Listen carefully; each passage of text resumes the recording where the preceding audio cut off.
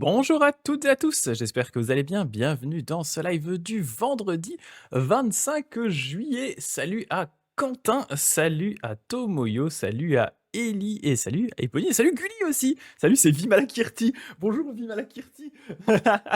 Comment vas-tu? Tu as pris la forme de Gulli aujourd'hui. Et Ellie qui dit: «J'ai toujours pas trouvé comment écrire en japonais avec mon PC, mais j'ai réussi sur ma tablette». Les PC, ça peut être plus ou moins galère en vrai, hein. Ça dépend, ouais, ça dépend des PC, ça dépend des versions de Windows. Il y a des fois où ça marche pas pour une raison obscure. Toujours un peu compliqué. Et salut Tajik en terre pure, bonjour d'Alsace, salut, salut à toi. Et Eponine qui a récupéré grâce à son clip justement de sa propre chanson de Vimalakirti sur laquelle je chantais comme un fou à la fin du live parce que je craquais, le live de mercredi. T'as récupéré un badge, un truc spécial de leader des clips qui s'affiche là sur le côté à droite. Tu es le leader des clips parce que tu as fait un clip de moi en train de chanter n'importe quoi. Et du coup, tu es devenu leader des clips. Voilà. Ah, et Gulli qui dit ça reste en QWERTY, c'est insupportable le clavier. Ouais, il y a moyen de le changer, mais c'est une manip. Il y a une manip à faire, mais ça dépend des PC. Des fois, ça marche pas. Enfin, c'est. Trop de responsabilité, que dit Pony. Et ben, en tout cas, aujourd'hui, on va continuer le guet vers la terre pure de Ronen, le Senjakushu, traduit ici par le révérend Jérôme Ducor. Et on va attaquer une nouvelle section qui est la section consacrée au Sutra des Contemplations. On était avant sur le grand Sutra de vie infinie, hein, le Sutra principal pour Shinran. Là, on est donc sur le Sutra des Contemplations et on va avoir l'occasion de discuter notamment d'une controverse relative à ce passage de Ronen qu'on va discuter là. Voilà, on va revenir sur la controverse. Je l'avais un petit peu teasé la semaine dernière. Je vous ai préparé un peu voilà, des extraits, des images, des choses comme ça pour que vous voyez un peu mieux de quoi il est question. Mais je vous propose déjà qu'on regarde ensemble de quoi il est question, de quoi est-ce que Ronen discute ici. Donc, Sutra des Contemplations, on est dans le chapitre 7 ici, Sutra des Contemplations, premier chapitre relatif au Sutra des Contemplations. Ce sont les passages qui montrent que la lumière d'Amida n'éclaire pas les autres pratiquants, mais embrasse seulement les pratiquants du Nembutsu. Donc, ce qui est sous-entendu fortement ici, hein, du coup, c'est que la lumière du Bouddha n'embrasserait que les pratiquants du Nembutsu et pas tous les pratiquants qui feraient n'importe quelle autre pratique. Que ce soit de la méditation, que ce soit de la récitation de sutras, que ce soit la garde des préceptes, etc. Tous ces gens, ne seraient pas directement embrassés par la lumière du Bouddha s'ils ne récitent pas le Nembutsu. C'est ça qui va faire scandale. C'est ça, scandalo. C'est ça qui est scandalo.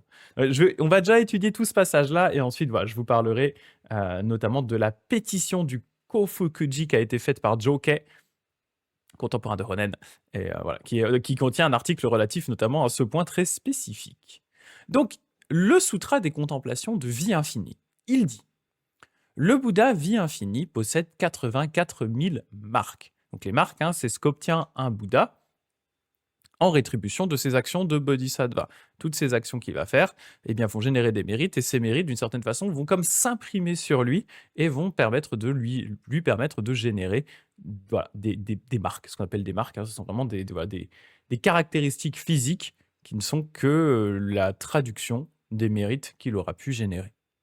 Et chacune de ces marques, prises une à une, a 84 000 signes secondaires. Donc les marques ont elles-mêmes des marques et des signes secondaires. Chacun de ces signes produit aussi 84 000 rayons de lumière. Donc en gros, on en est à 84 000 fois 84 000 fois 84 000, ce qui fait beaucoup de rayons de lumière. Chacun des rayons de sa lumière éclaire entièrement les univers des 10 directions, et elle embrasse les êtres du Nembutsu sans les abandonner. Le commentaire du même Sutra par Shandao dit: ce passage montre proprement que selon la contemplation des marques particulières du corps d'Amida, sa lumière profite à ceux qui en ont les affinités. En fait, ce qu'il va falloir comprendre, je vais essayer d'insister pas mal sur ce point-là, parce que pour moi c'est important. En fait, il ne faut pas mélanger, il y a deux choses qu'il ne faut pas vraiment mélanger à mon sens. C'est le fait que la lumière du Bouddha, elle est infinie, elle brille littéralement sur l'entièreté de l'univers, donc elle brille sur tous les êtres, mais elle n'embrasse pas forcément les autres êtres. En tout cas, d'après Ronen, elle n'embrasse pas les personnes qui ne pratiqueraient pas le Nembutsu. Ce qui est différent, en fait. Il y a une différence entre être illuminé par quelque chose et interagir avec cette source de lumière. Le Nembutsu, c'est l'élément qui permet d'interagir avec cette source de lumière. En fait, c'est le moment où on prend conscience vraiment de cette lumière, on s'en remet au Bouddha, on récite son nom. Donc, d'une certaine façon, on crée une accroche pour cette lumière-là. Donc, c'est différent. Toutes les personnes sont illuminées, bien entendu, mais toutes les personnes n'en ont pas forcément conscience, et du coup, toutes les personnes n'interagissent pas forcément avec cette lumière. Hein. C'est comme si on vous tendait la main, mais vous la saisissez pas d'une certaine façon. Il y a quand même ce besoin, à un moment, de saisir la main. Donc, c'est là-dessus que je vais quand même beaucoup insister, parce que sinon, on aurait l'impression que le Bouddha exclut volontairement des êtres, ce qui n'est pas le cas, en fait. Pour lui, il atteint tout le monde, mais c'est juste que tout le monde n'est pas forcément à l'instant T. Et à nouveau, ça ne veut pas dire que les gens ne le seront pas à l'avenir, mais c'est juste qu'à l'instant T, les gens n'y sont pas forcément réceptifs. Et donc, ils n'interagissent pas forcément avec cette lumière. C'est ça. Je vois que ça fait des maths là en attendant. 84 000, c'est exactement ça, Quentin, c'est 84 000 au cube. Exactement, exactement. Ah oui, Ellie qui dit sa maman se demande si je suis vraiment bon, c'est parce qu'elle lui a montré le clip de Vimalakirti. Oui, oui, je suis un moine. Je suis un moine qui chante. Exactement. La calculatrice dit Tomoyo renverrait sur moi un message de calcul, ouais, d'erreur de calcul. C'est possible. Ça fait beaucoup, là, 84 000 au cube. Donc, il dit, hein, ce passage souligne 5 points, Shandao. Hein. Le nombre des marques, le nombre des signes, donc 84 000, le nombre des rayons, 84 000 fois 84 000 fois 84 000, l'étendue du rayonnement de cette lumière, hein, le fait que cette lumière, elle éclaire entièrement les univers des 10 directions, hein, donc personne ne peut d'une certaine façon échapper à cette lumière, hein, tout le monde est touché d'une certaine façon par cette lumière, et le fait que les lieux atteints par cette lumière reçoivent entièrement le bienfait de son embrassement. Et là, c'est la question. Ceux qui cultivent soigneusement les diverses pratiques iront tous naître dans la terre pure pour autant qu'ils en transfèrent les mérites. C'est des choses qui ont été déjà discutées. C'est ce qu'on retrouve, hein, notamment parmi les vœux du Bouddha. Hein, il y a les vœux 18, 19 et 20. Et les vœux 19 et 20, justement, sont relatifs au transfert de mérite. Le 18e vœu, qui est le vœu primordial, hein, lui, ne contient pas ce besoin de transfert de mérite parce qu'il se base sur les mérites du Bouddha. Mais il y a d'autres vœux qu'on va appeler plus provisoires, qui soulignent le fait que, eh ben oui, effectivement, normalement, il est possible de renaître dans la terre pure en faisant plein de bonnes actions, hein, que ce soit pratiquer la méditation, la charité, construire des stupas, lire des sutras, etc. Toutes les bonnes actions, mais desquelles on va transférer les mérites en vue de renaître dans la terre pure. Donc on fait ces actions, ces mérites qu'on a gagnés, on les utilise comme des bons points pour pouvoir aller naître dans la terre pure. Donc là, Shandao, dans sa question rhétorique ici, hein, il le dit, oui, le sutra dit bien qu'on peut faire ça. Mais du coup, pourquoi, si c'est le cas, la lumière du Bouddha, qui éclaire tout, donc elle éclaire tous les êtres, hein, n'embrasse-t-elle que les pratiquants du Nembutsu? Qu'est-ce que cela signifie? Du coup, pourquoi est-ce qu'il n'y aurait que eux qui seraient réellement embrassés par la lumière du Bouddha? Et réponse, ce passage a 3 implications. Et je vois juste Tomoyo qui a fait le calcul de 84 000 au cube, ce qui fait du coup 592 704 milliards. Voilà. Ce qui est un chiffre juste colossal. Voilà. L'affinité, donc il y a 3 implications. Déjà, il y a l'infinité d'intimité. Ça, c'est un passage qu'il a déjà cité, Ronen, plus tôt dans le Senjakushu. Hein. C'est l'idée que lorsque les êtres mettent en pratique le Nembutsu, oralement, ils nomment constamment le Bouddha les entend. Physiquement, ils vénèrent constamment le Bouddha et le Bouddha les voit. Mentalement, ils commémorent constamment le Bouddha et le Bouddha les connaît.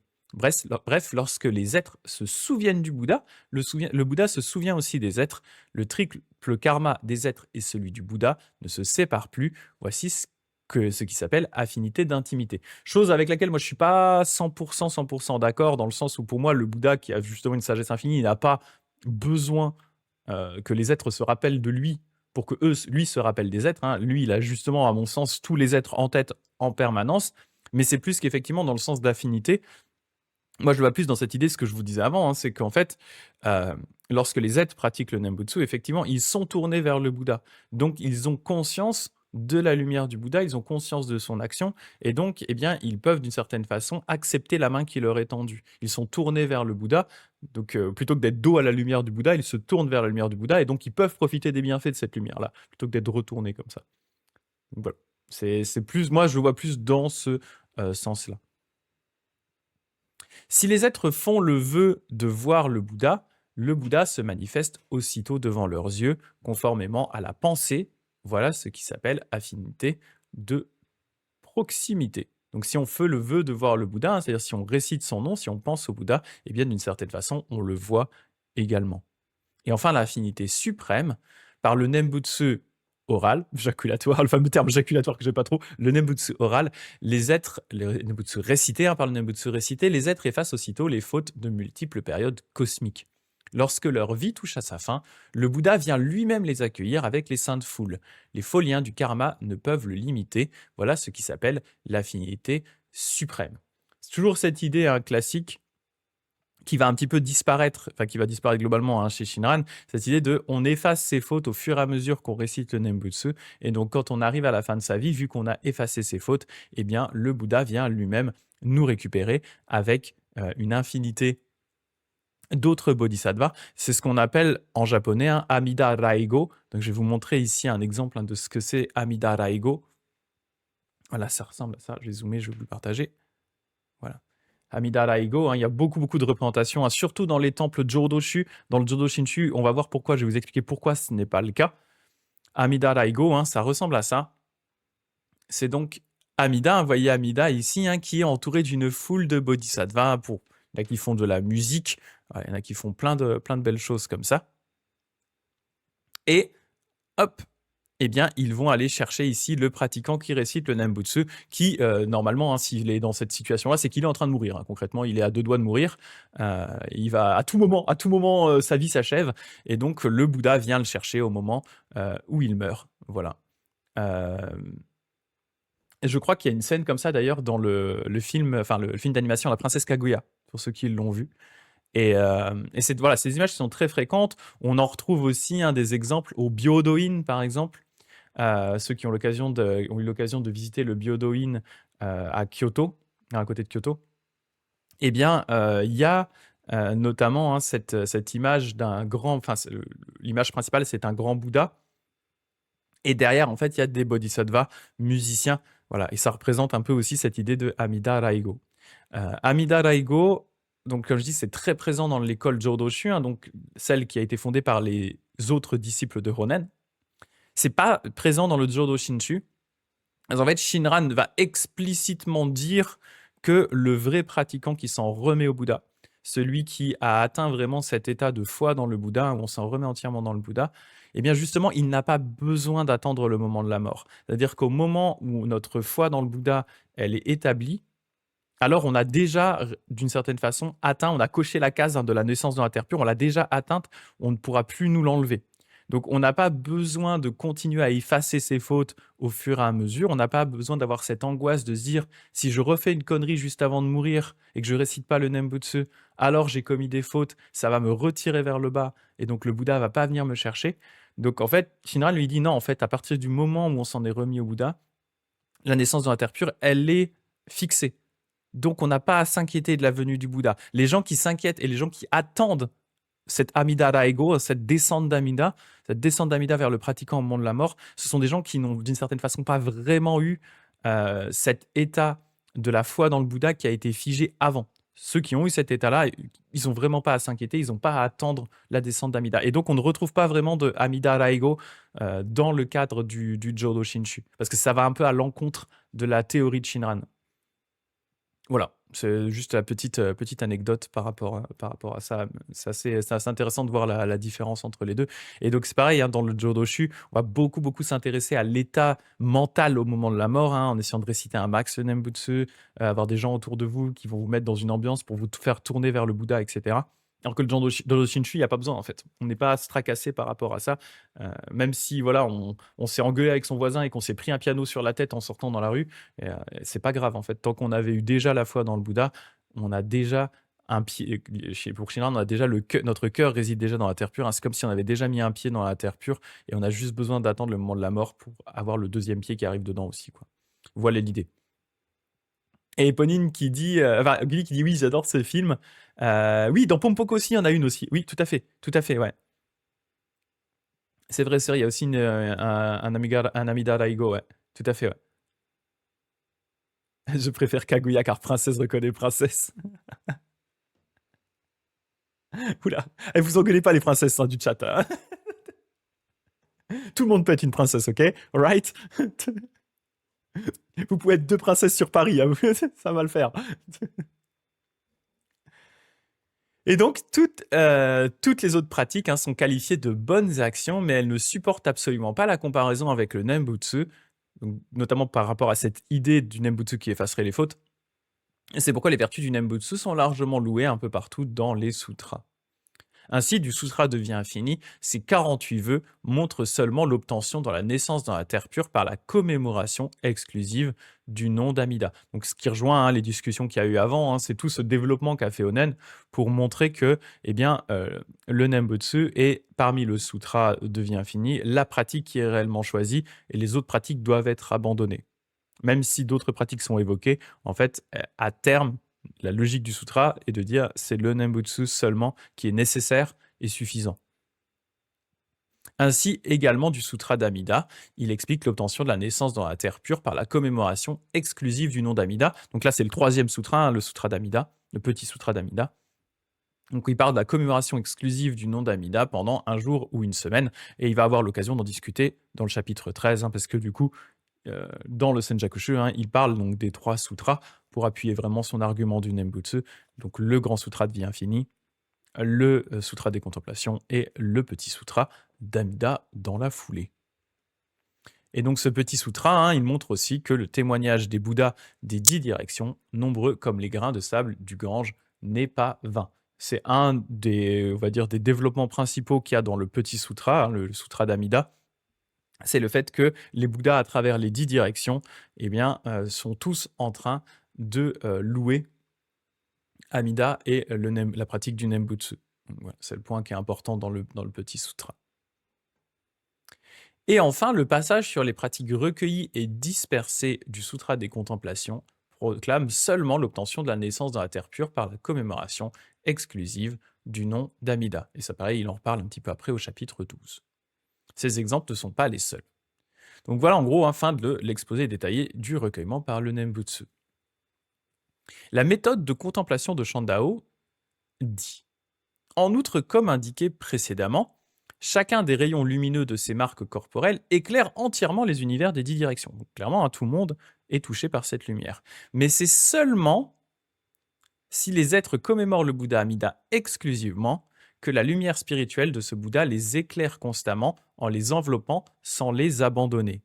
Le Sutra des Contemplations ne dit absolument pas que la lumière embrasserait dans son éclat les pratiquants des actes mélangés ou autres. Donc ça rejoint un peu cette idée-là, hein, que les pratiquants du Nembutsu, du coup, sont les seuls qui sont vraiment embrassés, protégés par la lumière du Bouddha. Je vais vous donner un exemple après, hein, notamment avec Shinran, qui discute de ce passage-là, et de ce même concept, hein, cette idée que les êtres sont embrassés et protégés par la lumière du Bouddha, alors que du coup, pour Ronen et Shandao aussi, hein, du coup, ceux qui font des pratiques mélangées ou autres, eh bien, ne sont pas réellement embrassés.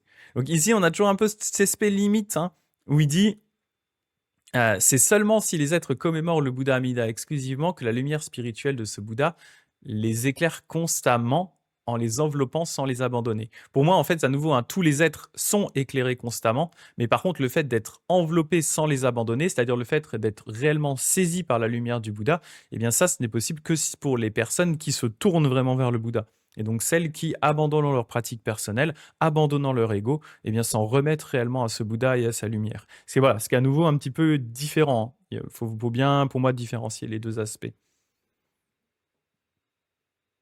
Et donc, il continue, commentaire personnel. Donc là, c'est le commentaire de Ronen.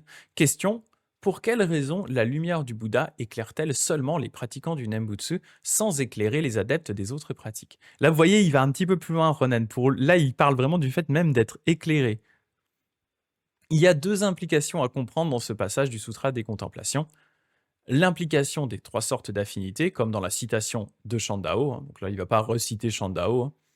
L'implication du vœu primordial, puisque les autres pratiques ne se trouvent pas dans le vœu primordial, elles ne se trouvent pas dans le 18e vœu, elles ne sont pas embrassées dans la lumière du Bouddha. C'est le Nembutsu qui est le vœu primordial et c'est donc lui qui est embrassé dans sa lumière. Donc c'est vraiment le Nembutsu qui fait cette accroche pour la lumière du Bouddha qui lui permet vraiment de nous attraper, de nous saisir d'une certaine façon. C'est pourquoi les hymnes de vénération des 6 périodes du vénérable Shandao disent « L'apparence corporelle d'Amida ressemble à une montagne d'or. La lumière de ses marques et de ses signes éclaire les 10 directions. Seuls les pratiquants du Nembutsu reçoivent l'embrassement de sa lumière. Sachez que le vœu primordial est le plus puissant. » Le Nembutsu est incomparable. En outre, le passage du commentaire de Shandao cité plus haut dit « Toutes les autres pratiques sont qualifiées de bonnes actions, mais elles ne supportent pas absolument pas la comparaison avec le Nembutsu. Ce passage implique une comparaison entre le Nembutsu et les pratiques diverses de la méthode de la terre pure. Le Nembutsu est la pratique merveilleuse que le Bouddha Amida a bel et bien adoptée en la choisissant parmi les pratiques de 21 millions de terres de Bouddha. » Ça, c'est un rappel à, on va dire, l'histoire d'Amida quand il était encore un bodhisattva. Au tout début du Grand Sutra de Vie Infinie, il demande à son maître, qui est déjà un Bouddha, le Bouddha Lokeshvara Raja, il lui dit, voilà, moi j'aimerais bien créer une terre pure. Je voudrais créer la meilleure des terres pures et qu'elle soit accessible à tout le monde. Est-ce que tu peux, s'il te plaît, me montrer toutes les terres pures, me montrer quelles sont leurs caractéristiques, quels sont leurs défauts et comment les gens y vont y naître. Et à partir de ça, moi, je vais effectuer une sélection pour créer la meilleure terre pure qui soit en même temps la plus accessible. Et donc, c'est ce qu'il dit ici. Le résultat de tout ça, eh bien, le Nembutsu est la pratique merveilleuse que le Bouddha Amida a bel et bien adoptée en la choisissant parmi les pratiques de 21 millions de terres de Bouddha. Les pratiques diverses sont des pratiques grossières qu'il a bel et bien choisi de rejeter dans les pratiques de 21 millions de terres de Bouddha. Et c'est pourquoi Shandao dit elle ne supporte absolument pas la comparaison. C'est un point que Ronen avait discuté dans un des chapitres précédents, notamment le fait que si le Bouddha a choisi le Nembutsu, c'est parce que c'est une pratique qui est facile et que tout le monde peut faire. N'importe qui peut penser ou réciter le nom du Bouddha Amida, alors que s'il avait mis comme critère pour entrer dans la terre pure le fait de méditer, la plupart des gens n'en seraient pas capables. Si ça avait été le fait de réciter les sutras, les gens qui ne savent pas lire, ils ne pourraient pas y aller. Si c'était la connaissance des textes bouddhistes, les ignorants ne pourraient pas y aller. Si c'était le fait de subvenir aux besoins des moines, les gens qui sont pauvres ne pourraient pas y aller. Donc voilà, en fait, il a exclu au fur et à mesure toutes ces pratiques qui seraient inaccessibles pour les gens, afin de ne garder qu'une pratique qui est accessible à tout le monde, peu importe le genre, peu importe le niveau d'érudition, peu importe la durée de la pratique. Et ça, je vais en reparler un petit peu après de tout ça. Tout le monde peut pratiquer le Nembutsu, tout le monde peut se tourner vers le Bouddha, et donc tout le monde peut atteindre la naissance dans la terre pure de facto. Il suffit juste, d'une certaine façon, de laisser tomber son attachement aux pratiques personnelles et faire en sorte que, et du coup, se tourner vers le Bouddha et laisser le Bouddha travailler sur soi. Enfin, le Nembutsu est la pratique du vœu primordial, alors que les autres pratiques ne le sont pas. Le vœu primordial, nouveau, c'est le 18e vœu, qui contient du coup vraiment cette notion de Nembutsu. Et c'est pourquoi Shandao dit elle ne supporte absolument pas la comparaison. Voilà. Donc ça, c'est ce chapitre qui est assez court. Et justement, je voulais, du coup, comme le chapitre est court, élargir un petit peu la discussion, vous donner un peu de contexte et vous parler notamment de la pétition du Kofukuji. J'en avais déjà parlé un petit peu, je l'avais évoqué. Déjà, je l'ai évoqué la semaine dernière en teasing, mais j'en ai parlé aussi au tout début. Parce que la pétition, donc qu'est-ce que cette pétition, pétition du Kofukuji, c'est une pétition qui date de 1205, qui a été écrite par un moine érudit très connu de son époque qui s'appelle Jokei, qui est un moine de l'école Hoso et une des écoles traditionnelles de Nara, et voilà, mais qui est globalement qui a l'accord de toutes les autres écoles autour. Et c'est une pétition qui est soumise à l'empereur pour calmer un petit peu ce qui est en train de se passer avec Ronen et ses disciples. En gros, les écoles traditionnelles, en 1205, elles ont conscience que Ronen, il est en train de faire quelque chose. Il y a quelque chose qui se passe, et Ronen, il est en train vraiment de casser les codes. Salut Purple Lemon. Il est en train de casser les codes du bouddhisme traditionnel. Il est en train de créer une nouvelle école, ce qui déjà normalement ne se fait pas. Comme ça, les écoles à l'époque de Ronen, elles sont figées. Donc on ne crée pas comme ça une nouvelle école, à moins d'aller en Chine et de revenir avec une nouvelle école, où là, il y aurait une légitimité potentielle à la créer si l'empereur est d'accord avec ce concept. Là, Ronen, il est en train de faire un truc pour lui-même, dans son coin. Voilà, il est en train de créer son école de la Terre pure. Il est en train de créer toute une toute une nouvelle communauté qui est ouverte à tout le monde, hein. Tout le monde peut venir dans la communauté de Ronen, les hommes, les femmes, les riches, les pauvres. Il n'y a aucune discrimination dans sa communauté. Et en fait, tout ça commence à inquiéter un peu les autorités. Et surtout, il met en avant une pratique qui est le Nembutsu, en disant toutes les autres pratiques que vous faites là dans tous les autres temples autour, que ce soit la méditation, on disait, récitation des sutras, garde des préceptes, etc., etc., toutes ces choses-là, non seulement ne sont pas utiles, mais devraient être abandonnées au profit du Nembutsu. Donc il est en train de dire que vos pratiques, les pratiques de tous les autres êtres, sont, entre guillemets, mauvaises. Ou en tout cas pas efficaces. Ouais, un peu gauchiste, un peu trop gauchiste, Ronen. Ouais, Ronen complètement, Ronen 100%, quoi. Ronen le woke, là, c'est clair à fond. Et donc, voilà, ils vont soumettre une pétition à l'empereur, une pétition qui contient 9 articles, donc pétition qui a été soumise du vivant de Ronen. Et Ronen, derrière, lui, il va proposer, on va dire, une sorte de pas vraiment un contre-argument, mais vraiment un texte un peu d'excuse en disant oui, on va se calmer un peu. Alors, c'est de la théorie, hein, parce qu'en pratique, ils vont continuer à dire la même chose, hein, mais voilà, ils vont essayer de calmer un peu le jeu avec un texte que Ronen va écrire, qui va être signé par ses grands disciples, pour dire oui, ok, on va essayer de calmer un peu le jeu et tout. Oui, vite fait, quoi. Et donc, cette fameuse pétition du Korofukuji, pourquoi je vous en parle maintenant? Eh bien, parce qu'elle comporte un article qui est très intéressant relatif au chapitre qu'on vient de lire. Voilà ce que ça dit. Donc, c'est l'article 2 de la pétition du Korofukuji. Récemment, en plusieurs endroits, des gens se sont livrés à des frivolités en réalisant un type de représentation picturale communément appelé le mandala de l'accueil universel sans rejet. Sesshu Fusha Mandala. Devant le Tathagata Amida se trouve un grand nombre de personnes. Le Bouddha émet des rayons de lumière. Certains zigzaguent pour briller sur les côtés, d'autres partant pour revenir à leur point d'origine. Autour d'un groupe de savants appartenant aux écoles exotériques, ainsi que les pratiquants du Shingon, donc là ce sont toutes les écoles type Hoso, Tendai, etc., ainsi que des pratiquants du Shingon, se tiennent d'autres personnes cultivant leurs propres racines de mérite, tenant diverses sutras et récitant des incantations sacrées. Donc en gros là, ce qu'on voit, c'est il y a une foule de gens, il y a un groupe de savants et des pratiquants bouddhistes, des bons pratiquants bouddhistes, des gens voilà qui effectivement qui gardent les préceptes, qui récitent les sutras, qui pratiquent la charité, etc., etc. Donc on a tous ces bons bouddhistes qui sont là.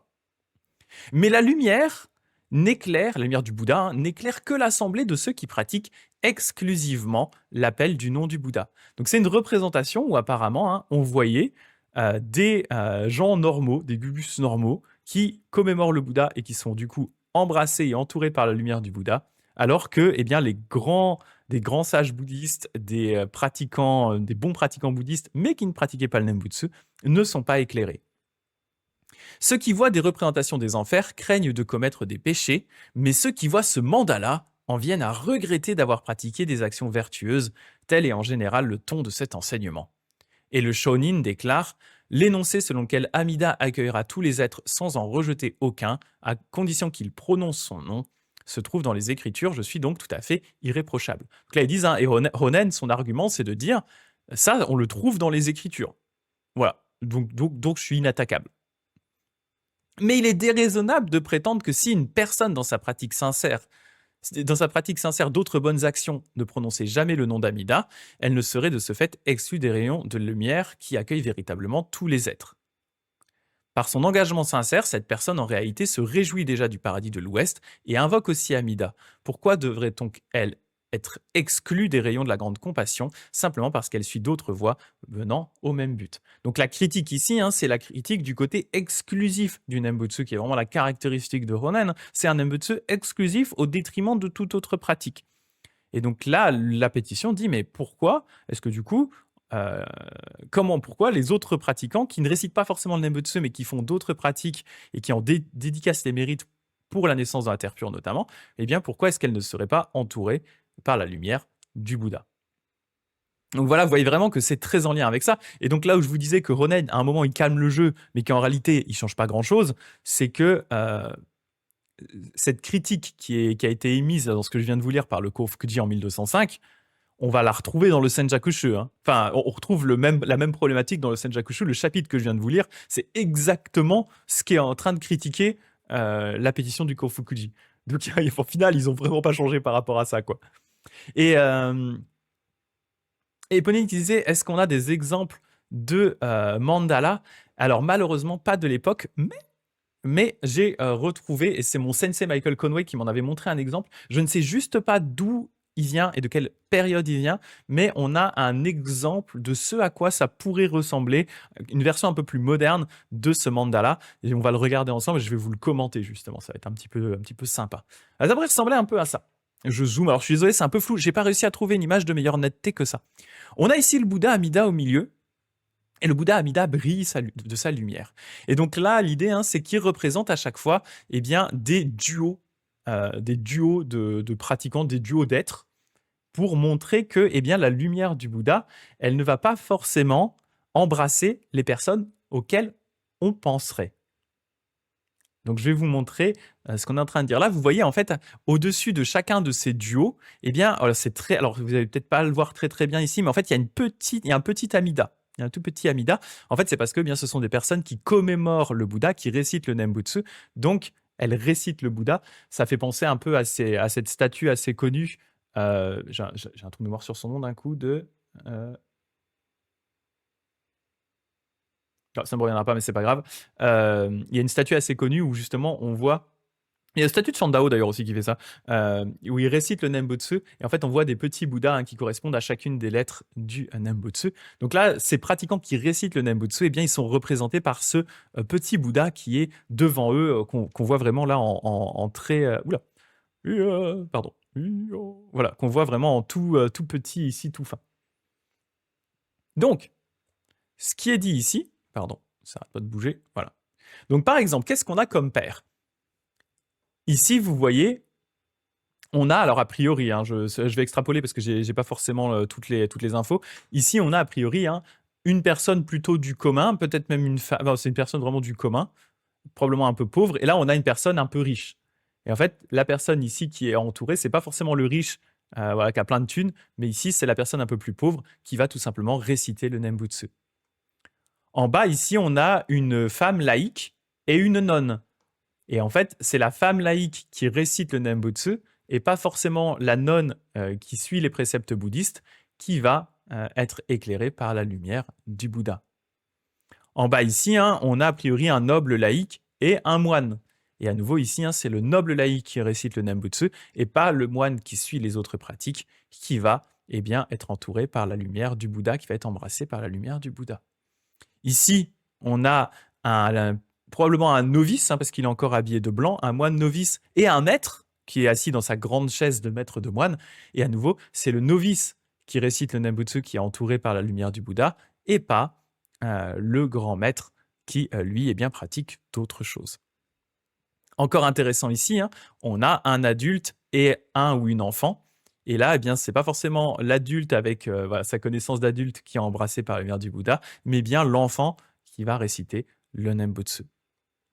Ici, on a eh bien, une personne qui n'a pas l'air d'avoir des masses de thunes, qui tient un chapelet bouddhiste et qui va pratiquer ici du coup le don. Il pratique le don, il est en train de nourrir quelqu'un, mais il ne pense pas au Bouddha, alors que pourtant ici on a un noble qui fait rien du tout, il bouge pas son gros... Voilà.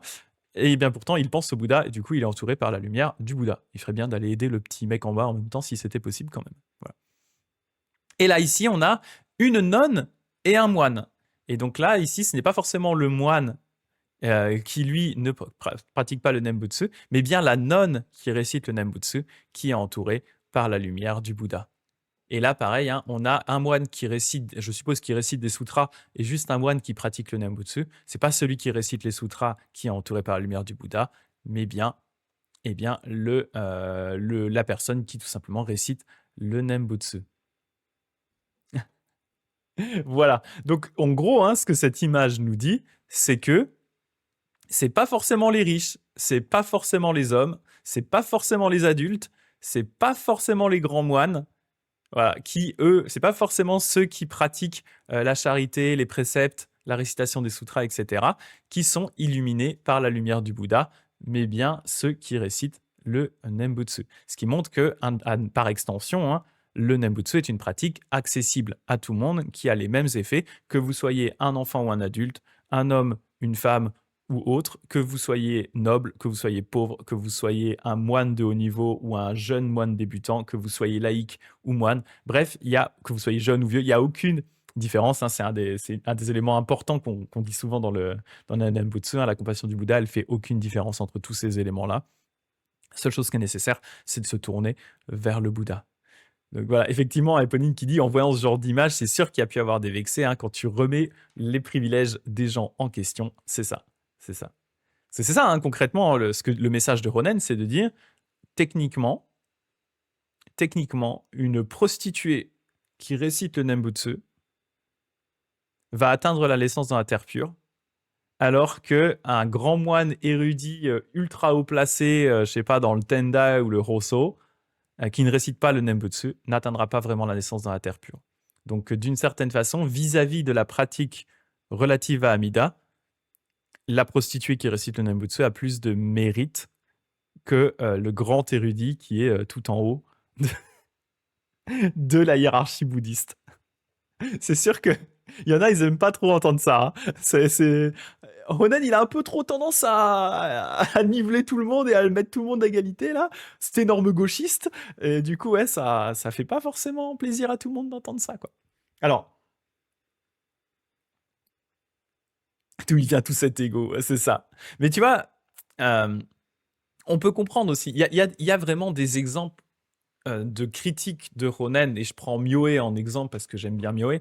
Myoe, c'est une critique assez légitime qu'il fait de Ronen. Myoe, c'est pas un moine qui cherchait les réputations, c'est un moine qui vraiment voulait vivre sa vie de moine, et ce qui lui déplaisait dans l'action de Ronen, c'est justement le rejet de toutes les autres pratiques bouddhistes, en fait, le rejet de l'ouverture qu'avait le bouddhisme à l'époque de Myoe, et surtout le fait que Ronen rejette la nécessité de l'esprit d'éveil, qui pour Myoe est vraiment la condition la plus importante pour rejoindre la voie bouddhiste, Mahayana hein, notamment, enfin surtout la voie Mahayana tout court même, c'est le fait de générer l'esprit d'éveil.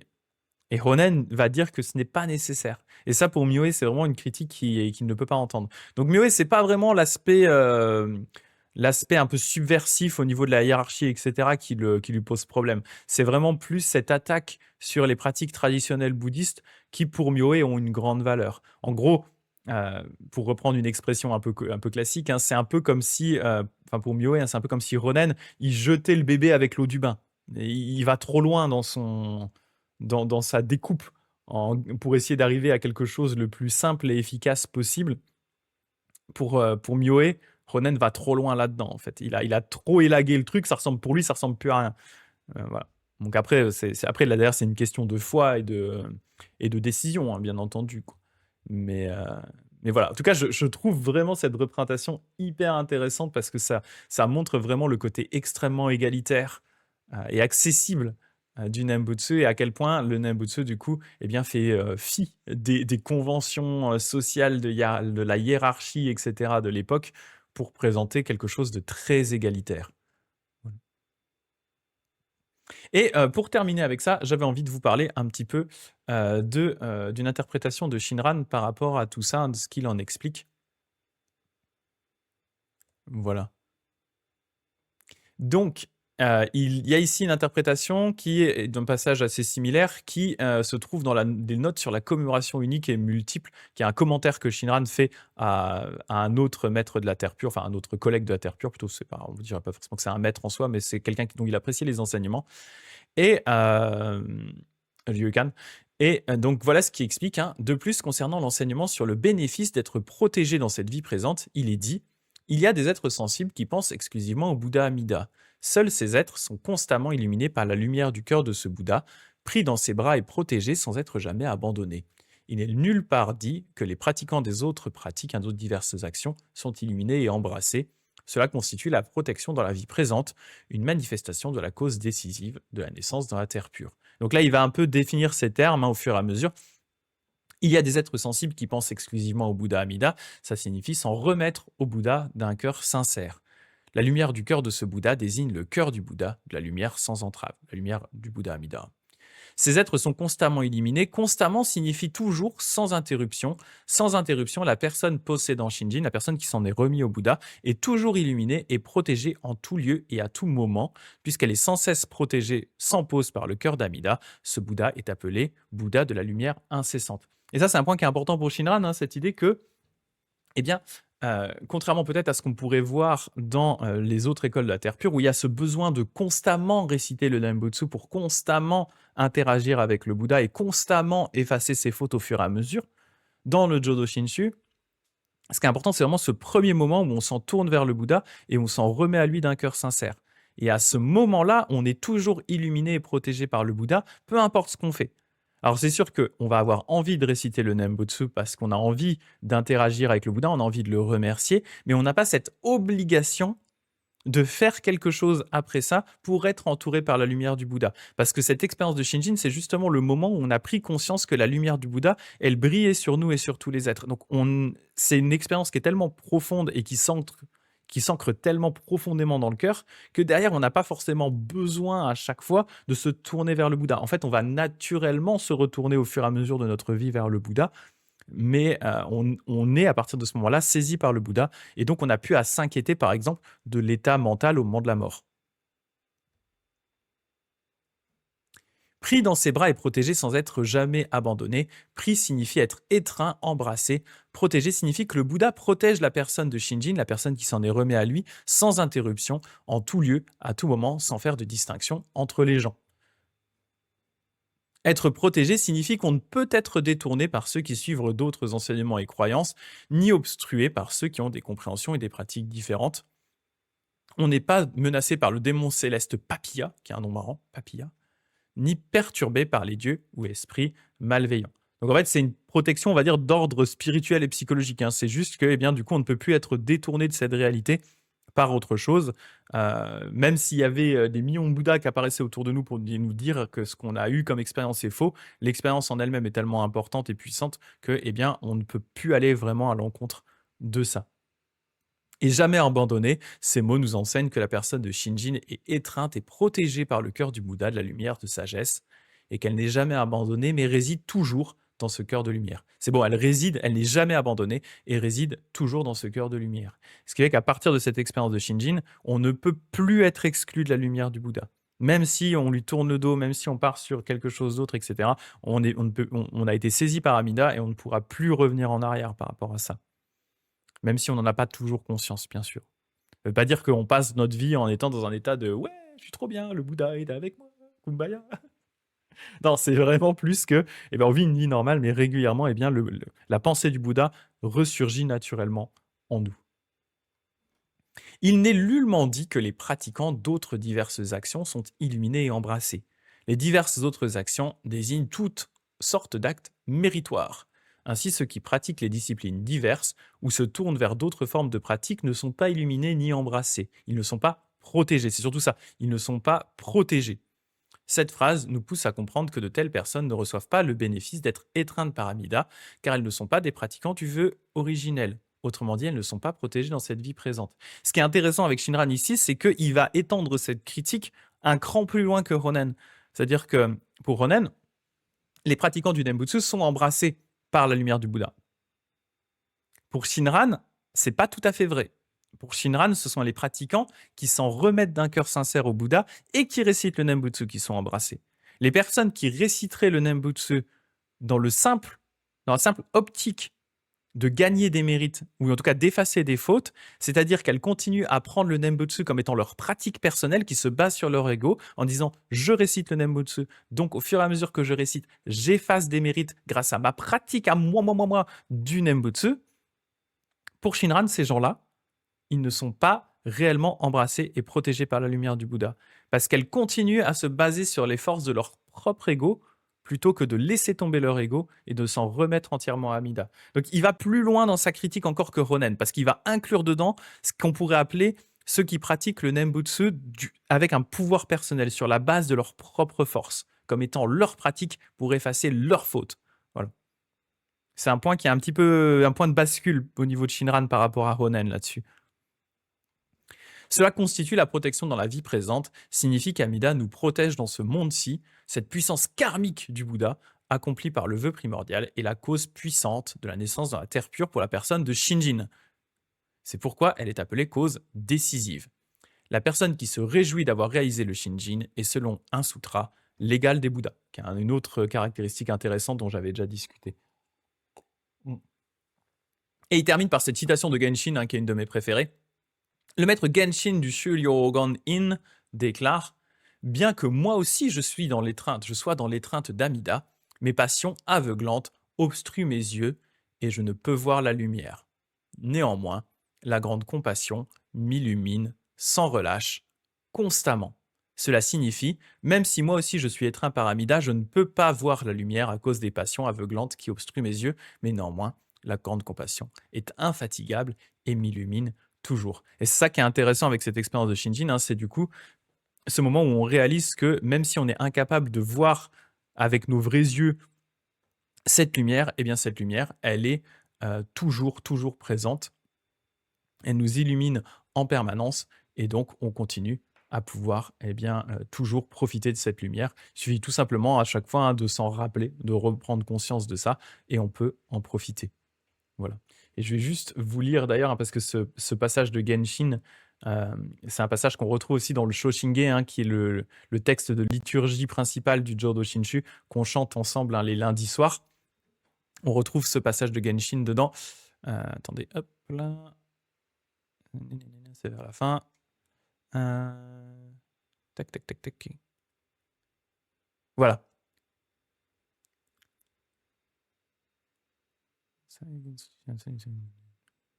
Voilà, c'est cette partie-là. Genshin dit « Les personnes dont les fautes sont extrêmement lourdes doivent uniquement nommer le Bouddha. Bien que moi aussi je sois embrassé par la lumière du Bouddha, mes yeux sont obstrués par les passions et je ne peux la voir. Pourtant sa grande compassion m'illumine constamment et inlassablement. » Donc cette phrase de Genshin, on la retrouve vraiment dans la liturgie quotidienne des pratiquants du Jodo Shinshu. C'est ça. Donc, ce qui fait normalement, ce qui chante comme ça, Gokuju akuni nui shobu ga yakuzai hisse shuchu bonno shogen suifu ken daihi muken josho ga. Donc, c'est ce passage-là du Shoshinge. Voilà. Donc, je fais un petit aparté parce que j'aime bien. Et c'est intéressant de voir vraiment l'importance de ce passage pour Shinran. Et je termine par rapport à ça. J'avais un dernier point que je trouve aussi très intéressant pour bien comprendre un peu cette idée chez Shinran que pour être saisi par la lumière du Bouddha, eh bien, il faut qu'il y ait cette foi dans le Bouddha, le fait de se tourner vers le Bouddha, de prendre conscience de sa lumière, de son action, et à ce moment-là, réciter le Nembutsu. Et là-dessus, il a un passage qui est assez connu dans le Kyōgyō Shinsho, qui est un de mes passages préférés aussi, qui est celui-là. En vérité, nous savons que sans le nom, donc le Nembutsu, plein de vertus, notre Père compatissant, la cause directe de notre naissance dans la terre pure serait manquante. Sans la lumière, notre Mère compatissante, nous serions séparés de la cause indirecte de notre naissance dans la terre pure. Mais même si les causes directes et indirectes en viennent à se rencontrer, c'est-à-dire qu'on vient non seulement à entendre le nom d'Amida réciter le Nembutsu et on est embrassé par sa lumière, donc si les causes directes et indirectes en viennent à se rencontrer, si la conscience karmique de la foi est manquante, on ne peut atteindre la terre de lumière, c'est-à-dire le nirvana. Le nom et la lumière, notre Père et notre Mère, sont les causes externes. Lorsque la cause interne et les causes externes fusionnent, on réalise le vrai corps de la loi dans la terre pleinement réalisée. C'est-à-dire que nous devenons, là c'est moi qui paraphrase, c'est-à-dire que nous devenons des Bouddhas pleinement accomplis en réalisant l'éveil parfait. Donc cette idée-là de dire, il y a deux causes externes qui sont le nom du Bouddha et la lumière, c'est-à-dire que pour pouvoir vraiment profiter de l'action d'Amida, il faut être embrassé par la lumière, enfin il faut être touché par la lumière du Bouddha, ce qui de toute façon se fait naturellement vu que sa lumière brille à travers l'univers. Il faut avoir conscience de son nom, sinon on ne peut pas vraiment interagir avec lui, on ne sait même pas de qui on parle. Et derrière, eh bien, il faut avoir cette foi qui se tourne vers le Bouddha. Et si on a cette foi qui se tourne vers le Bouddha et sa lumière, et qu'on récite le Nembutsu, à ce moment-là, les trois causes, la cause interne et les deux causes externes que sont le nom et la lumière, eh bien, ces trois causes fusionnent. Et à ce moment-là, eh bien, on réalise dès cet instant-là la cause de la naissance dans la terre pure. Donc, on ne peut plus derrière régresser. Voilà. Voilà. Ce que j'avais à vous dire par rapport à tout ça. Est-ce que vous avez des commentaires, des questions? Je vais regarder un peu ce que Mouva m'a dit.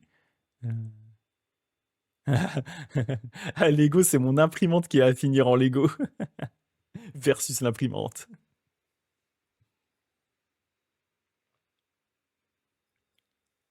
En tout cas, je voulais un peu. Je me suis dit, c'est l'occasion d'ouvrir un petit peu la discussion par rapport à tout ça, de voir comment Ronen se situe, comment ce point de vue spécifique de Ronen, qui est de dire seuls les pratiquants du Nembutsu sont embrassés, comment est-ce que ça a été perçu par les autres écoles bouddhistes de son époque, comment ça a été critiqué, et aussi à quel point Shinran en fait va même aller plus loin que Ronen sur ce point-là, en disant que non, c'est même pas vraiment les pratiquants du Nembutsu qui sont embrassés, c'est les pratiquants qui s'en remettent réellement au Nembutsu, enfin au Bouddha Amida, pardon, et qui récitent le Nembutsu, c'est ces personnes-là qui sont vraiment embrassées par le Bouddha. Les pratiquants du Nembutsu qui réciteraient juste le Nembutsu en vue d'un profit personnel et en se basant sur leur propre force ne sont pas vraiment entourés par la lumière du Bouddha. Parce que ces pratiquants-là, s'ils se prennent, en tout cas d'après Shinran, hein, s'ils se prennent un piano sur la tête après s'être engueulés avec leurs voisins, et ben, techniquement, ils n'atteignent pas la naissance dans la terre pure. En tout cas, pas la vraie, véritable terre pure. Ils arriveront dans une terre de rétribution, enfin une terre temporaire, voilà, une terre un peu factice, mais ils n'arriveront pas directement dans la véritable terre pure. Voilà.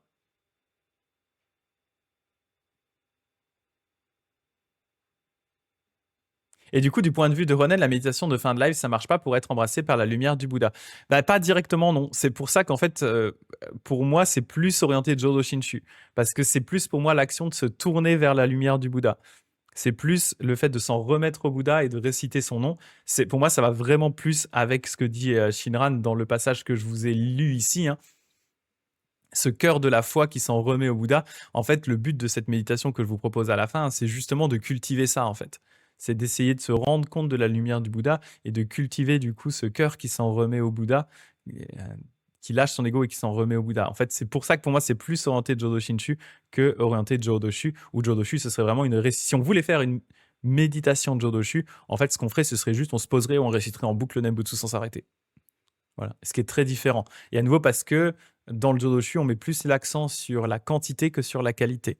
Moi, pour moi, ce qui est important en tant que pratiquant du Jodo Shinshu, c'est le côté qualitatif, c'est le fait d'avoir conscience de la présence du Bouddha Amida, ce qui est ce cœur de la foi, hein, et ensuite réciter le Nembutsu pour remercier le Bouddha. C'est une approche un petit peu différente là-dessus, quoi. Voilà voilà un peu l'explication. C'est ça. Moi, je prends souvent, hein, je vais juste vous montrer cette image. Après, c'est ma façon à moi de le faire, hein, mais attendez, hop, j'ai juste tapé ça. Voilà. Hop, je vous montre ça. Ah bah oui, j'aurais pu aller sur la page Wikipédia, ça allait plus vite, c'est l'image de base de Wikipédia. Pour moi, c'est vraiment ce qu'on fait à la fin de la session. Pour moi, c'est ma compréhension de ce qu'est en train de faire Shinran sur cette image-là. C'est-à-dire qu'il est en train de penser à la lumière du Bouddha Amida, il pense au Bouddha, et en même temps, il récite le Nembutsu.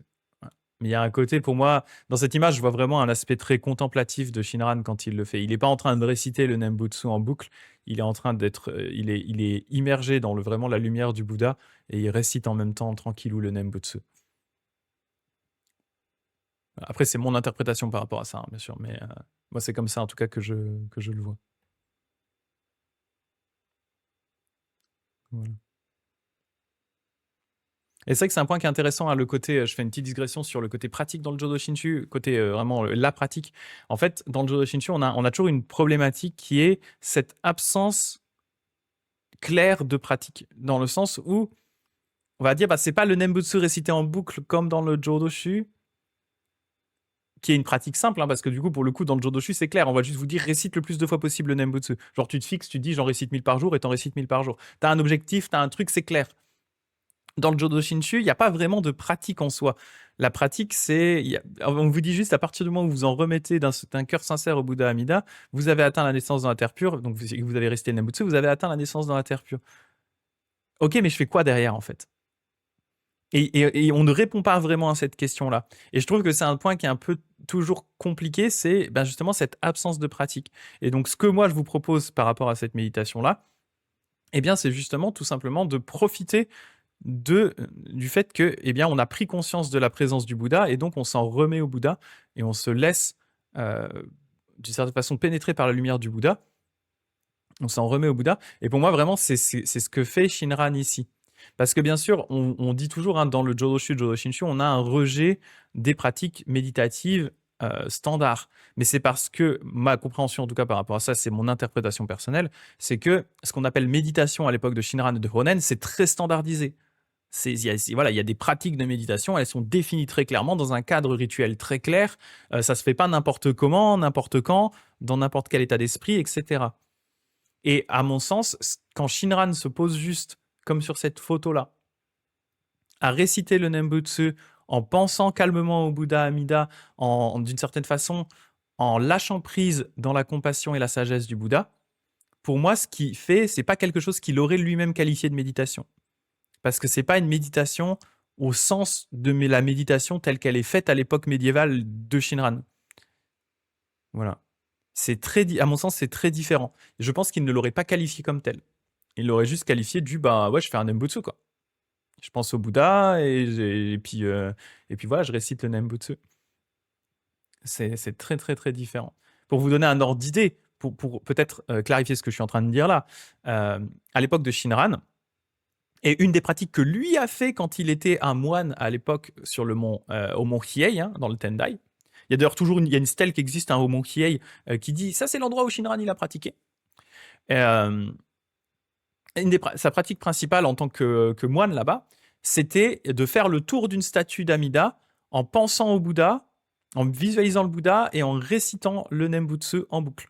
Et il devait tourner comme ça. Et ça, c'était une des pratiques qui était qualifiée comme un des types de méditation, qui sous-entend marcher comme un dingue autour d'une statue d'un Bouddha pendant X heures. La pratique de base, elle était censée se faire pendant plusieurs dizaines de jours, mais à l'époque de Shinran, probablement les gens se relayaient. Et donc tourner autour de la statue du Bouddha en visualisant le Bouddha et en récitant le Nembutsu. Ça, pour lui, c'est de la méditation. Il y a un cadre qui est très strict. Ça se fait dans un hall spécifique, dans un cadre spécifique. Il y a tout un livre qui explique comment il faut le faire. Enfin, tout un livre. Il y a une partie d'une section de Zi qui explique comment faire. Et voilà, c'est très cadré, défini, etc. Et donc, pour moi, ce qu'il fait là, ça sort du cadre de ce qu'il appellerait méditation. Voilà. Mais alors là, par contre, c'est mon interprétation. C'est comme ça que je le vois. Et c'est ma façon c'est la façon que je propose pour résoudre un peu cette problématique de qu'est-ce qu'on fait comme pratique dans le Jodo Shinshu, en fait. Étant donné que, effectivement, on ne veut pas mettre l'accent sur un Nembutsu récité en boucle, parce que ça n'aurait pas de sens, et qu'on se dit, oui, les pratiques méditatives traditionnelles sont rejetées, qu'est-ce qu'on fait, en fait? Et donc, pour moi, ma réponse, c'est, eh bien, on pense au Bouddha, tout simplement. Le Nembutsu, à la base, c'est-à-dire penser au Bouddha. Hein. C'est juste, on s'en remet au Bouddha, on essaye de profiter dans cette vie-ci de la présence du Bouddha. Et c'est ça qu'on fait. Voilà. C'est ça, Eponine, exactement. En gros, pour le Jodo Shinshu, on peut méditer tant qu'on ne le perçoit pas comme une action méritoire, salvatrice, qui va influencer de quelque façon que ce soit notre naissance. C'est ça, c'est ça. En fait, d'une certaine façon, et c'est toujours c'est ce qu'explique Shinran, hein, si on suit Shinran, à partir du moment où on a eu cette expérience de Shinjin, en fait, le reste n'a plus vraiment d'importance. Mais naturellement, on va avoir envie de se tourner vers le Bouddha. Naturellement, je veux dire, il nous reste toute une vie à faire. Et cette expérience, c'est une expérience qui est tellement forte que oui, on a envie d'aller vers le Bouddha, on a envie de se tourner vers le Bouddha. Donc, comment on peut le faire le plus simplement possible? Eh bien, c'est de s'asseoir calmement, de penser au Bouddha et de réciter le Nembutsu. Mais ça n'a pas en soi de réelle efficacité au niveau méritoire, au niveau salvatrice, comme tu dis. Par contre, ça va quand même avoir une influence sur notre vie de tous les jours. Voilà. Et c'est ce qui rejoint dans la fameuse lettre que j'ai déjà lue 12 000 fois de Shinran, hein, quand il dit que justement, les personnes, eh bien, elles étaient ivres du vin de l'ignorance et elles préféraient faire n'importe quoi, et que là, elles ont changé d'avis suite à cette expérience et qu'elles préfèrent à tout moment la médecine du Bouddha Amida. En fait, pour moi, c'est ça, c'est qu'elles préfèrent tourner leur pensée vers le Bouddha quand elles en ont l'occasion, profiter dès cette vie-ci de la lumière du Bouddha, voilà, en attendant leur naissance dans la terre pure. C'est ça. En gros, voilà ce que moi, c'est en tout cas l'interprétation que j'en fais au vu des lettres de Shinran. Et voilà, c'est la compréhension que j'en ai de mon côté. C'est challengeable, hein, c'est discutable, euh, mais voilà. Bon, en tout cas, c'est ça, mon idée, c'est juste de dire, je trouve ça dommage d'être dans cette vie-ci, d'avoir eu ce lien avec le Bouddha et de, entre guillemets, pas en profiter en soi, c'est-à-dire ne pas profiter du fait que le Bouddha est déjà actif dans notre monde, en fait. Sa lumière, elle brille sur tous les êtres, elle brille sur nous. Et, euh, et voilà, et c'est aussi une façon pour nous de devenir meilleurs, c'est d'être en contact avec cette lumière, en fait. C'est penser à la compassion du Bouddha. C'est pas une nécessité pour renaître dans la terre pure, mais dans notre vie, ça fait du bien, quoi. Ce serait dommage de pas en profiter, quoi. Voilà. Et Gulli qui dit: «Oh mon Dieu, j'ai tout compris!» Bon, on est vendredi, mais quand même, bien joué. Ah non, bah c'est pour ça, hein, on est quand même sur des choses plus accessibles hein, aujourd'hui, hein, que enfin, le vendredi en général, que le mercredi ou mercredi. YOLO. C'est ça. Donc voilà ce que je vous propose là. Et Tajikan qui dit tenir l'immobilité naturelle de l'esprit, déjà un peu de terre pure. Alors ça, c'est une version qui serait effectivement plus peut-être proche de ce que... Alors peut-être Éponine, je vais dire des conneries, mais peut-être plus que de proche de ce que Éponine, elle pourrait trouver dans la terre pure, version chinoise. Nous, on va pas forcément dire ça, parce qu'à nouveau, le but, ce n'est pas d'immobiliser notre esprit.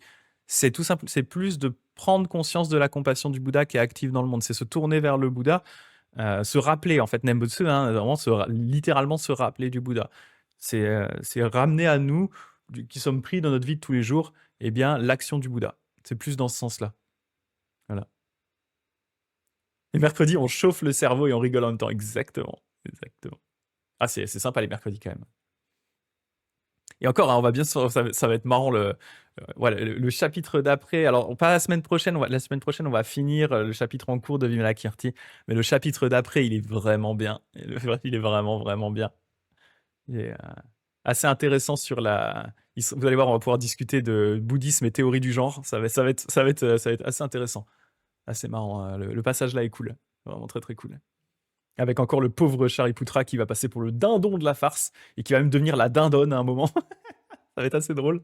Le pauvre, il se fait maltraiter dans le sutra d'une force. C'est ouais, ah ouais, il est très intéressant ce passage-là. Mais bon, ce sera pas la semaine prochaine et peut-être pas la semaine d'après parce que le chapitre est long, donc ce sera peut-être dans 3 semaines. Le temps qu'on arrive jusque là, on verra. Mais je tease, hein, je tease pour que vous veniez au live, je tease.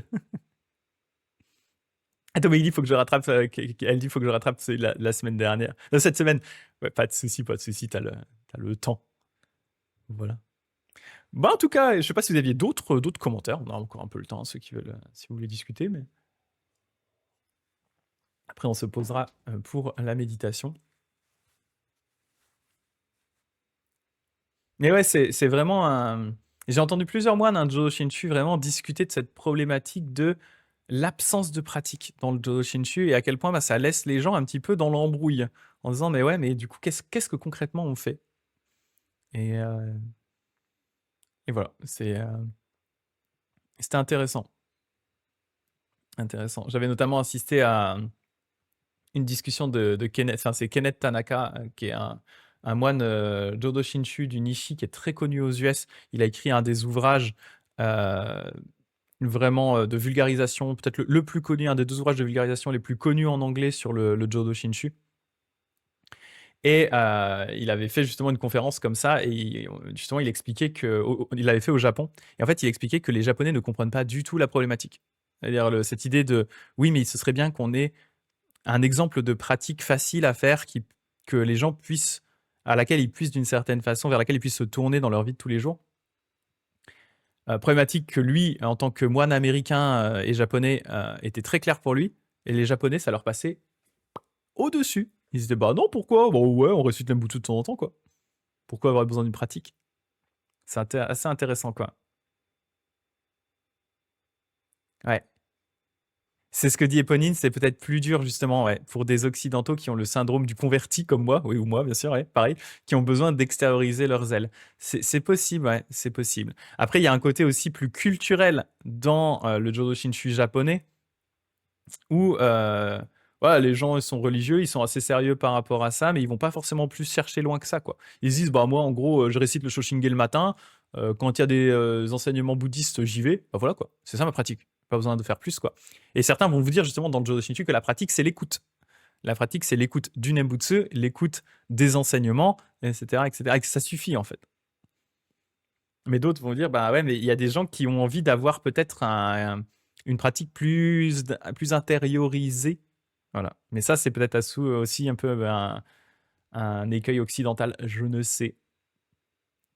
Le syndrome du converti, en gros, pour Quentin, hein, mais Pony pourra l'expliquer aussi, hein, mais c'est en fait le fait que nous, on n'est pas né dans une culture bouddhiste, on n'est pas né dans une famille bouddhiste, on s'est converti au bouddhisme par choix. Et souvent, les convertis, en tout cas, une certaine frange de convertis comme nous, vont avoir tendance à être assez hardcore avec la religion qu'ils ont choisie, parce qu'ils ont choisi cette religion-là, en fait.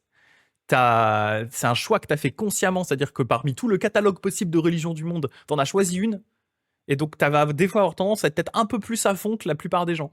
Alors que les gens dont c'est la religion, on va dire, culturelle et familiale, ils sont nés dedans, ils ont toujours vécu avec, donc ils ressentent pas forcément ce zèle pour la religion que pourrait avoir un converti. Alors c'est pas vrai tout le temps non plus, ni dans un cas ni dans l'autre, hein.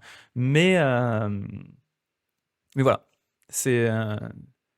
Et je vois par un petit peu encore un syndrome vraiment de zèle de converti, hein. C'est l'exemple d'un de mes sensei qui s'appelle Miki Nakura, qui est un moine japonais mais qui vit à New York.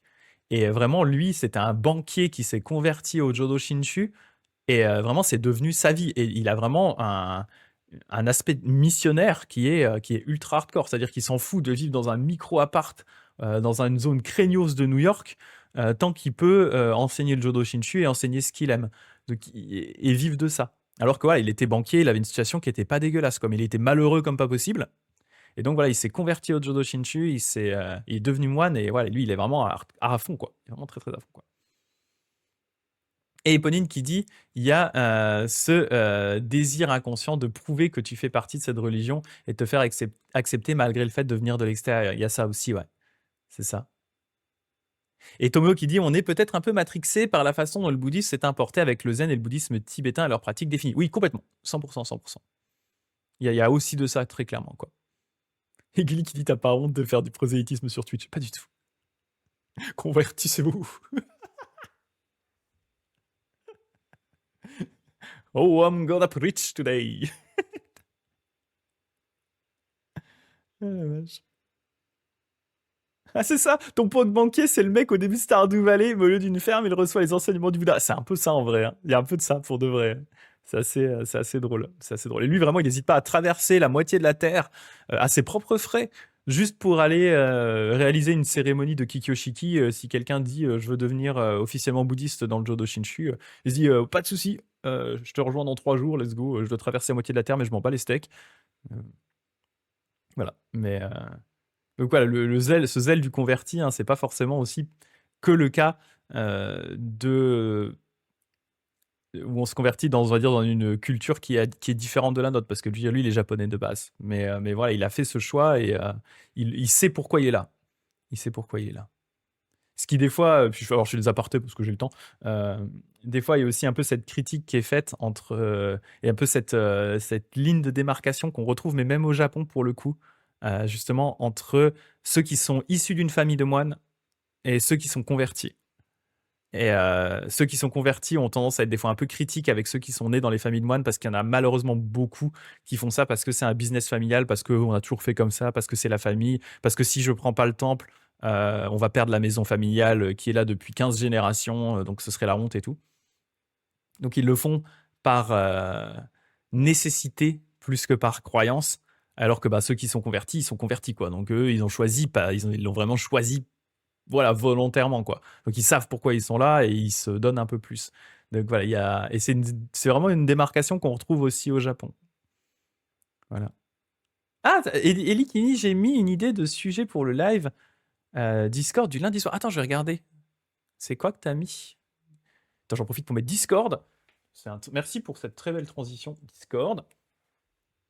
Voilà, on a un Discord de la chaîne, voilà, pour ceux qui sont intéressés, où on parle de plein de formes de bouddhisme, bien sûr, au Jodo Shinshu entre autres, mais pas que, parce qu'on a des pratiquants d'autres formes de bouddhisme. On a Eponine qui est dans le bouddhisme chinois, bouddhisme de la terre pure chinoise, j'y arrivé. On a des pratiquants qui sont plus orientés sur le zen, on a un pratiquant notamment qui est intéressé par le Shingon, d'autres par le Theravada, voilà, et on est tous ensemble. Et le lundi soir, on fait une cérémonie Jodo Shinshu, dans laquelle, eh bien, je vous montre la liturgie Jodo Shinshu pendant un petit quart d'heure, et ensuite on discute d'un point ou d'un autre, voilà. Que ce soit moi qui fais une discussion, enfin qui propose un sujet d'étude qui me vient comme ça, ou idéalement, eh bien j'aime traiter les questions des différents pratiquants, pratiquantes. Voilà. D'accord. Ah ouais, c'est intéressant, effectivement. Il faudra qu'on regarde ça. L'alimentation, problème de santé et médication, ouais. On pourra en discuter volontiers. Volontiers, volontiers. Donc là, Ellie, typiquement, a proposé un sujet. Je vais voir cette semaine, j'avais demandé justement à ceux qui le souhaitaient, semaine prochaine ou semaine d'après, de faire un talk à ma place, justement pour donner un peu la parole aux pratiquants et à ceux qui participent les lundis. Et Dagdeg va peut-être faire quelque chose. Ouais. Il était pas sûr, soit cette semaine, soit peut-être la semaine d'après. Donc j'attends de voir. Ouais. C'est ça. Ah, et Ellie qui dit intéressant, généralement les convertis ont toujours le truc de vouloir expier leur vie passée hors de la religion. Alors ça dépend. En vrai, moi je le sens pas comme ça. Je le vois pas forcément comme ça, mais pour certains, oui. Pour certains, ça peut être le cas. Ouais. Ça peut être le cas. Moi, en tout cas, j'ai pas cette sensation personnellement de ce besoin d'expier d'une certaine façon le temps que j'aurais passé hors de la religion, parce que je le vois vraiment comme un process, et c'est surtout qu'un processus, pardon, processus évolutif, et que j'ai conscience en fait que je n'aurais pas pu arriver autrement à cette religion que par le chemin que j'ai suivi. Et moi, j'ai été athée hardcore avant, hein, donc j'ai eu mon petit chemin personnel qui a été un peu long, mais j'ai conscience que j'aurais pas pu y arriver autrement d'une certaine façon. Donc, si on reprend des vieux termes bouddhistes, hein, j'accepte aussi cet enchaînement karmique qui m'a amené jusqu'ici, quoi. Donc, j'ai pas forcément de remords ou de regret de pas y être arrivé avant, parce que j'aurais pas pu être prêt pour y arriver avant aussi. Et j'ai aussi conscience que même ma perception du Jodo Shinshu et ma compréhension du Jodo Shinshu, ma pratique évolue aussi à travers le temps. Donc, j'accepte ce processus évolutif sans vraiment de difficulté. Ce qui, dans un cadre bouddhiste, est assez logique, vu qu'on accepte l'impermanence de toute chose et l'évolution constante des choses. C'est normal qu'à un moment, tu n'étais pas dans la religion et après tu y arrives. Et en soi, il n'y a pas vraiment de problème par rapport à ça. Mais comme dit Éponine, dans les religions monothéistes, ça peut être plus problématique entièrement. Ouais. Vu que là, il s'agit vraiment de quelque chose d'absolu, c'est un petit peu différent, quoi. C'est ça. Et Éponine qui disait aussi, forcément, quand tu es né dans la religion, tu te poses moins de questions, tu baignes dedans. Alors que si ton entourage n'est pas du tout bouddhiste, forcément, tu as besoin de te rapprocher des enseignements. C'est ça, et tu as besoin aussi de te créer un peu ce carcan de savoir que tu n'as pas pu acquérir spontanément comme quelqu'un qui serait né dans la religion, qui a bercé dedans et qui du coup a au fur et à mesure de son éducation et de son évolution intégré plein de concepts, parfois de façon complètement inconsciente, voilà, en étant dans la religion, en allant voir les temples, en étant en contact avec des moines et des nonnes, toutes ces choses-là. Nous, en tant que convertis, on l'a pas eu. Donc, on est d'une certaine façon obligé, ce qui rejoint peut-être un peu le point de Ellie, on est par contre du coup obligé de rattraper un peu notre retard sur les personnes qui sont nées dans la religion. Voilà. Et des fois, cette idée de combler le retard fait qu'on a tendance à presque être plus extrême dans notre envie de se rapprocher des enseignements et de leur étude, quoi. Et ce que dit Éponine, elle dit, c'est vrai que je me dis aussi que j'aurais malheureusement moins été passionné par le dharma si j'étais né dans une famille bouddhiste. Alors j'ai une forme de gratitude de ne pas être né bouddhiste, mais c'est un processus. Au début, j'étais triste de ne pas être né dans la culture bouddhiste. Je vois ce que tu veux dire en vrai aussi, hein. En vrai aussi. En fait, moi, si tu veux, ce que j'apprécie dans le fait de m'être converti par choix, c'est le choix de un, c'est-à-dire je ne suis pas né avec un set de préjugés par rapport au bouddhisme qui serait en disant voilà, ma forme de bouddhisme, c'est la forme familiale, on a toujours fait comme ça, c'est comme ça. Donc tu as déjà ce carcan qui t'est imposé par rapport à ça. Moi qui ai été élevé en tant que athée, j'avais un carcan athée du coup qui a fallu un peu casser aussi, mais j'avais cette liberté de choix que je trouve incroyable, et cette liberté aussi de papillonner. que t'as pas forcément quand t'es né dans une religion. C'est-à-dire, t'es né dans cette religion, t'as toujours suivi cette religion, tu vas pas forcément avoir du coup besoin ou envie de t'intéresser à ce qu'il y a autour. Et surtout, tu vas pas forcément avoir l'occasion de papillonner à droite à gauche en testant différentes formes, différentes autres formes de religion, jusqu'à ce que tu trouves celle qui te correspond le mieux à toi. C'est ça. C'est exactement ça ce que dit Ponine, hein, déjà. Oui, on a la chance de choisir notre école que les natifs bouddhistes ont moins. C'est ça. C'est tout à fait ça. C'est ce que je pense aussi par rapport à ça, quoi. On a plus cette liberté. J'ai l'image de Greg avec les ailes de papillon. Est-ce que c'est le Greg ou est-ce que c'est le rêve de... Je sais plus comment il s'appelle. Il y a une histoire comme ça d'un moine zen avec son rêve de papillon, là. Ouais. Et Tomeo qui dit ce que je me disais au tout début, c'était que comme je ne connais pas les textes, je ne pourrais pas devenir bouddhiste, alors que vu le nombre de textes, si j'avais continué dans cette croyance, je ne serais jamais devenu bouddhiste. C'est ça, il faut pas que ce soit du tout un frein, et surtout dans le Jodo Shinshu, je veux dire, nous, l'idée c'est de dire, tant que tu t'en remets au Bouddha et que tu récites le Nembutsu, c'est ça qui est suffisant. Il y avait plein de bouddhistes Jodo Shinshu qui sont considérés comme des saints, qui n'avaient aucune déjà, ils savaient pas lire, ils étaient illettrés, hein, donc ils avaient une culture qui était très limitée. Elle existait parce qu'ils allaient suivre les enseignements oraux qui étaient donnés par des moines, mais ils étaient incapables de lire les sutras, par exemple. Et ça ne posait aucun problème. Comme dit Éponine, on n'est pas tous des ronen, hein, c'est ça. C'est ça. C'est pas du tout un problème. L'important, c'est vraiment de comprendre le message qu'il y a derrière. Et voilà, même si tu n'as pas l'occasion de lire voilà, tous les sutras, tous les textes, etc. En fait, déjà, en se focalisant sur les 3 sutras de la Terre pure, ne serait-ce que même le grand sutra de vie infinie, et ensuite, simplement, c'est cette croyance dans le Bouddha Amida qui est importante, en fait. C'est pas vraiment le fait de connaître tout. Moi, il y a plein de trucs que je connais pas, tu vois. Il y a plein d'écoles bouddhistes que je connais pas, il y a plein de sutras que j'ai jamais lus, et je les lirai probablement jamais parce que j'aurai pas l'occasion, ni le temps. Et peut-être aussi parce qu'ils sont pas traduits. Mais c'est pas ça qui est important en fait. C'est pour ça que moi j'ai choisi une école qui est simple aussi par rapport à ça, quoi. T'as pas besoin de tout maîtriser. Vraiment, t'as pas besoin d'être un grand érudit. Il n'y a aucune nécessité par rapport à ça. Il suffit de s'en remettre au Bouddha et de réciter le Nembutsu. C'est accessible à absolument tout le monde. Je suis passé en mode preacher. Oh, je vais prêcher aujourd'hui. Voilà. Ah, c'est cool, ça fait des petites discussions. Mais c'est vrai que c'est bien quand je laisse du temps aussi pour parler entre nous parce que ça génère des discussions qui sont intéressantes. C'est ça, Éponine qui dit tout ce que je ne peux pas lire et étudier dans cette vie, le Bouddha Amida me l'enseignera dans la terre pure.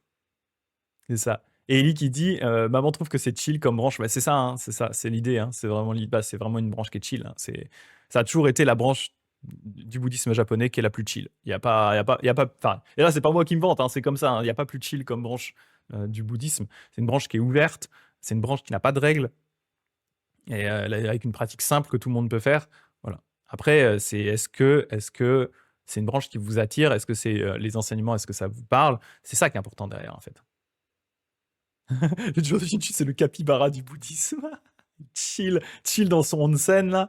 Le petit capybara. J'adore les vidéos de capybara dans les onsen. J'aimerais trop en voir, en vrai, j'en ai jamais vu. J'aimerais trop en voir, en vrai, ce serait incroyable. Ce serait incroyable. Voilà. J'avais pu le voir, non, mais c'est vrai. C'est vrai. Et voilà.